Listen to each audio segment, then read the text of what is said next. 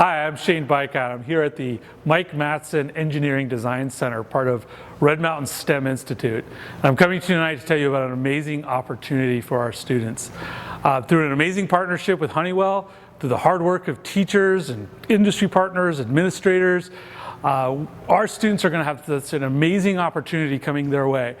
And I wanted to share this with you now so that tomorrow, when they come home from school, you ask that important question, what'd you learn in school today? Tomorrow our adventure begins. Our adventure is going to go to space. Yeah, that's right. We are headed to space. Our students are going to have the opportunity tomorrow to kick off an amazing adventure with the CTO of Honeywell, Todd Giles. He's going to chime in virtually from his location and talk to all 800 of our students about the amazing opportunities in front of them. Our main topic is going to be teamwork. Our CIOs every year come up with a theme, and thank goodness they came up with a great theme this year, teamwork.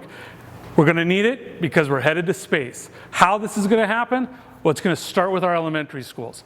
Our elementary students are going to act as inquiry, scientists, thinking, discovering, all the things that there is about microgravity. Those students are going to pose some really awesome questions to our fourth-year engineers and biomedical students here at the Institute. Those students are going to take those questions and develop an amazing experiment. Working back and forth through Canvas, these students are going to develop an experiment that could eventually end on the International Space Station. Once the experiment's been designed, we're going to hand it off to our ninth graders. Our ninth graders here at the STEM Institute in their English classes are going to technically write the project proposal that will be reviewed and ultimately determine which team's going to space. This entire time, we're going to have teachers, coaches, and Honeywell in classrooms supporting our students through this process.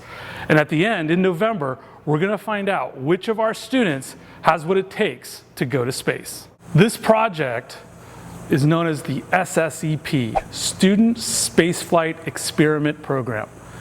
Working with a company known as NanoRacks and the SSEP, we're going to put a student project in space. In November, we're going to select 3 teams from this massive pool of awesome students. Those 3 teams will then be selected by our SSEP partners for the one team to go to space. Once that team's selected, they'll be working with engineers to get flight ready.